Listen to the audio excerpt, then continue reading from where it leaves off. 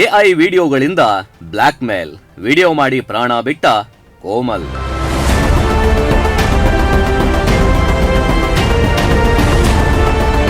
ಮದುವೆಗೂ ಮುಂಚಿನ ಜೀವನ ಬಹಿರಂಗಪಡಿಸುವ ಬೆದರಿಕೆಗೆ ಬೇಸತ್ತ ಬ್ಯೂಟಿಷಿಯನ್.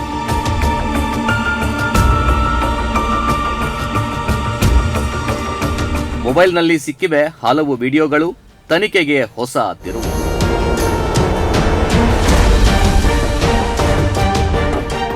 ಕೃತಕ ಬುದ್ಧಿಮತ್ತೆ ಅಂದ್ರೆ ಎಐ ಇಂದು ಜಗತ್ತನ್ನೇ ಬದಲಾಯಿಸುತ್ತಿರುವ ತಂತ್ರಜ್ಞಾನ.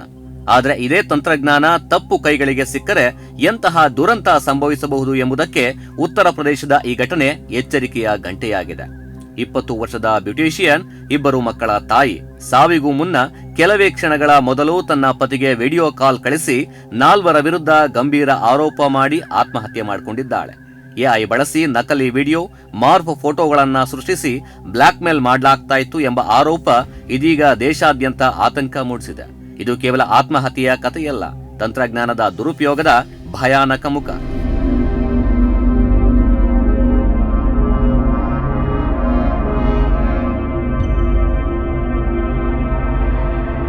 ಉತ್ತರ ಪ್ರದೇಶದ ಇಟವಾ ಜಿಲ್ಲೆಯ 20 ವರ್ಷದ ಕೋಮಲ್ ಮಿಶ್ರಾ ವೃತ್ತಿಯಲ್ಲಿ ಬ್ಯೂಟಿಷಿಯನ್ ಹಾಗೂ ಮೇಕಪ್ ಆರ್ಟಿಸ್ಟ್. 3.5 ವರ್ಷಗಳ ಹಿಂದೆ ಪ್ರೇಮ ವಿವಾಹವಾಗಿದ್ದ ಕೋಮಲ್ ಪತಿ ಸೌರಭ್ ದ್ವಿವೇದಿ ಹಾಗೂ 2 ಪುಟ್ಟ ಮಕ್ಕಳೊಂದಿಗೆ ಸುಖವಾಗಿ ಬದುಕ್ತಾ ಇದ್ರು.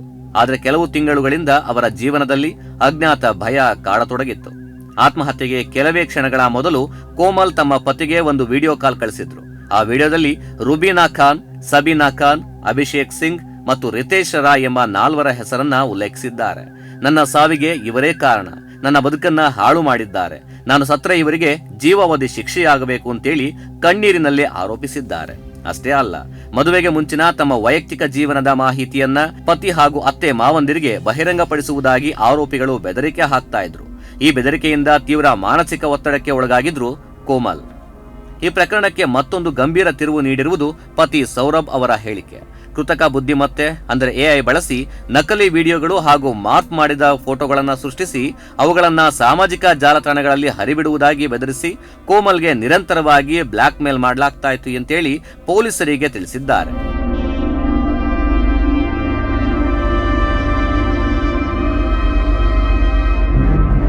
ಆತ್ಮಹತ್ಯೆಗೂ ಮುನ್ನ ಕೋಮಲ್ ತಮ್ಮ ಪತಿಯ ಬಗ್ಗೆ ಹೇಳಿರುವ ಮಾತು ಈಗ ಅನೇಕರ ಕಣ್ಣಲ್ಲಿ ನೀರು ತರಿಸಿದೆ.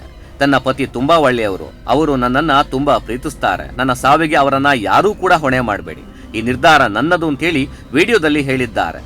ವಿಡಿಯೋ ನೋಡಿದ ಕೂಡಲೇ ಪತಿ ಸೌರಭ್ ಮನೆಗೆ ಧಾವಿಸಿ ಕೋಮಲ್ ಅವರನ್ನ ಆಸ್ಪತ್ರೆಗೆ ಕರೆದೊಯ್ದರು. ಅಷ್ಟರಲ್ಲಾಗಲೇ ಕೋಮಲ್ ಮೃತಪಟ್ಟಿದ್ರು. ಘಟನೆಯ ಬಳಿಕ ಪೊಲೀಸರು ಕೋಮಲ್ ಅವರ ಮೊಬೈಲ್ ವಶಕ್ಕೆ ಪಡೆದು ಅದರಲ್ಲಿದ್ದ ಹಲವು ವಿಡಿಯೋಗಳು ಹಾಗೂ ಡಿಜಿಟಲ್ ಸಾಕ್ಷ್ಯಗಳನ್ನ ಪರಿಶೀಲನೆ ಮಾಡ್ತಾ ಇದ್ದಾರೆ. ಕೋಮಲ್ ಅವರ ಆರೋಪಗಳು ನಿಜವೇ? ಎಐ ಬಳಸಿ ನಕಲಿ ವಿಡಿಯೋಗಳು ಸೃಷ್ಟಿಸಲಾಗಿತ್ತೆ? ಅವುಗಳ ಮೂಲಕ ಬ್ಲಾಕ್ ಮೇಲ್ ನಡೆದಿದೆಯೇ? ಈ ಎಲ್ಲ ಆಯಾಮಗಳ ಬಗ್ಗೆ ಪೊಲೀಸರು ತಾಂತ್ರಿಕ ತನಿಖೆಯನ್ನ ನಡೆಸ್ತಾ ಇದ್ದಾರೆ.